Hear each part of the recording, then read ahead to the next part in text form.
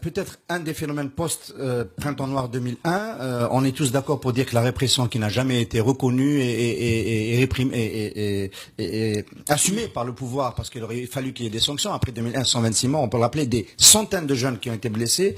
Le phénomène autonomiste en Kabylie est né. Le MAC aujourd'hui est une problématique sur le terrain. La scène sur l'offre politique, dans l'offre politique en Kabylie, par exemple, le jour de la commémoration, il y avait des drapeaux du MAC à Taourit, et donc comment la famille deal avec cette nouvelle donne?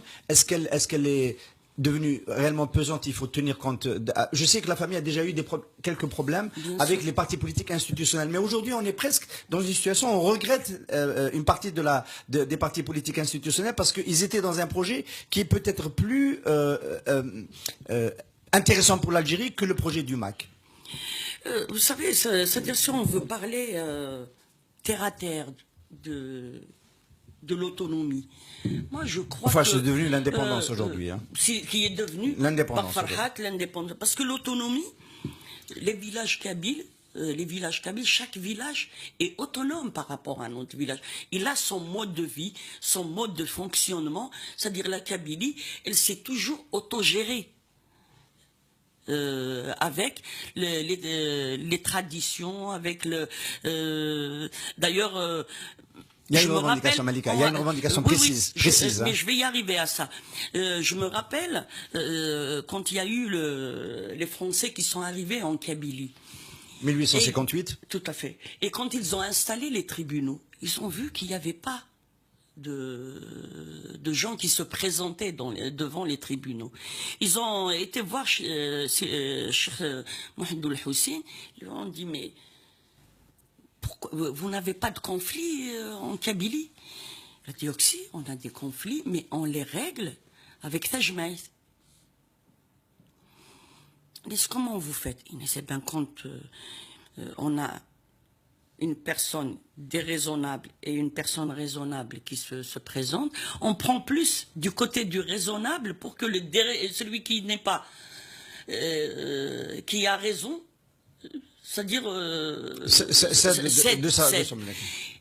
Et là, on lui pose la question, quand vous avez deux personnes qui sont toutes les deux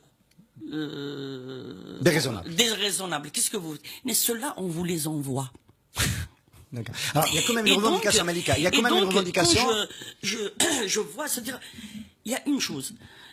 Farhat Mehni a décidé de créer, c'est-à-dire son mouvement. C'est-à-dire, c'est une organisation politique, comme une autre organisation politique. Mais une chose est sûre, il n'a pas le monopole de la kabilité. Et il n'a pas le monopole en Kabylie. Maintenant, nous, à la Fondation Matoub, on leur a toujours dit, vous avez le droit de venir en quantité et déposer vos gerbes de fleurs, vous êtes reçus, il n'y a pas de problème, vous avez le droit. Et c'est au débat politique, avec les partis politiques existants, d'en débattre, et d'ailleurs le débat manque énormément.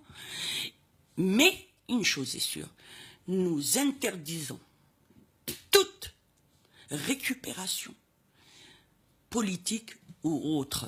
Donc, il y a énormément de militants qui l'ont compris. Maintenant, les récalcitrants, ils auront affaire pas seulement à la famille Matoub ou à la Fondation Matoub, mais ils auront affaire au village. Parce que le village est souverain. Il n'y a personne qui peut venir et faire sa java. Et d'ailleurs, moi, à maintes reprises, j'ai interpellé M. Mehni pour lui dire il faut cesser ces récupérations. Parce que ça ne sert ni son mouvement, encore moins la Kabylie.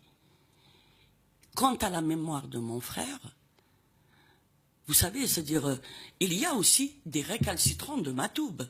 Ces jeunes-là, c'est-à-dire, je les retiens pour qu'ils ne leur donnent pas une tannée.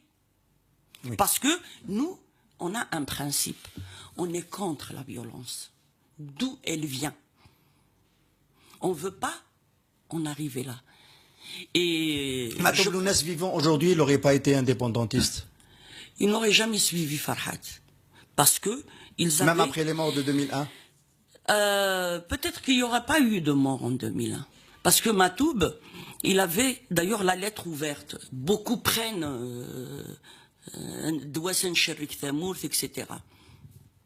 Lounès, depuis 92, d'ailleurs, il était passé sur Arte et c'était feu Nordine Saadi qui l'avait soutenu. Il n'a pas été soutenu par les siens quand il avait parlé du fédéralisme en Algérie. Mais c'est son idée d'artiste, donc de culture, mais sans plus.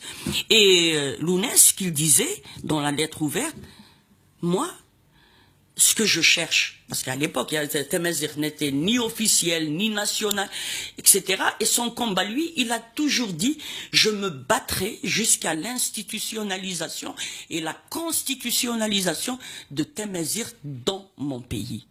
C'est-à-dire, c'était un acharné de Temazir. Et il disait,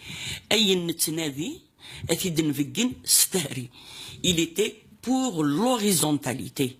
C'est-à-dire il faut faire un travail. Et d'ailleurs, c'est maintenant que le travail commence pour Temazir. Parce qu'on est au début de quelque chose d'extraordinaire.